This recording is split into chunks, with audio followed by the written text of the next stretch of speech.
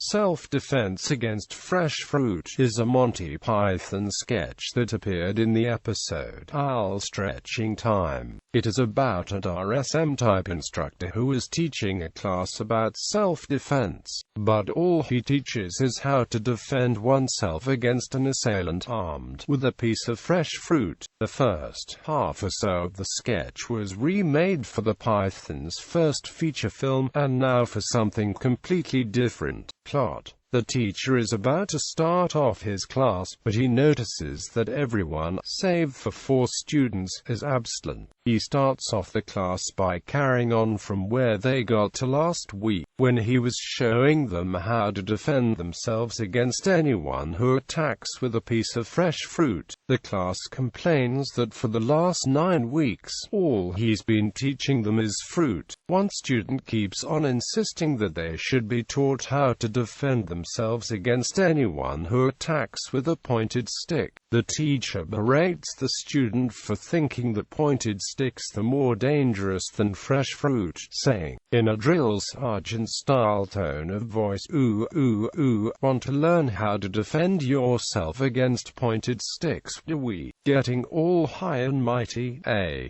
Fresh fruit not good enough for you, eh?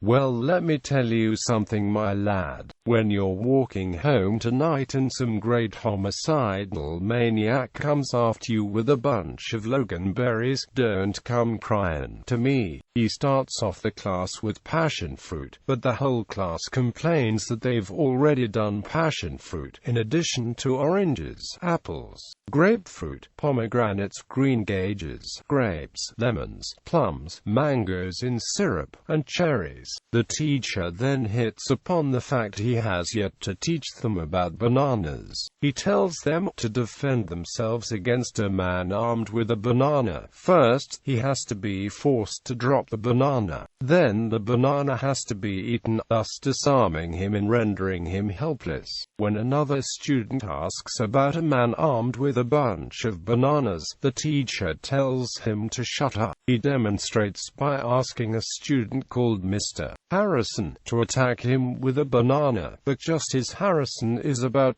to attack him, the teacher shoots him dead and eats the banana. Next, he asks student Mr. Thompson to attack him with a raspberry, but Thompson refuses, saying that the teacher will shoot him. The teacher says that he won't and throws away the gun, and Thompson is about to attack him when a 16-ton weight comes down on him. The teacher then asks the remaining students to do the same, but they refuse until he promises not to kill them. As the students advance with baskets of raspberries, the teacher releases a tiger which attacks the remaining students while the teacher expounds on the great advantage of using a tiger against raspberry-laden foes. It not only eats them, but also the raspberries.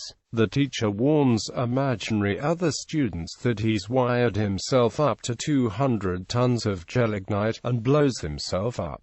16-ton weight. This sketch was the first appearance of Monty Python's 16-ton weight. In the typical style of a comedy or cartoon weight, it was colored black, in shape of a right square frustum, and had its mass, 16 tons, painted on the side in large white letters. Monty Python's 16-ton weight was hollow lightweight board and approximately 1.5 meters high, allowing it to readily conceal the character upon whom it was dropped. The 16-ton weight was used periodically thereafter to bring an abrupt ending to sketches. A later episode would end with the weight being dropped on a TV announcer, and in the instant before cutting to a black screen, the viewer can see the top of the prop being broken due to Pele not ducking down fast enough.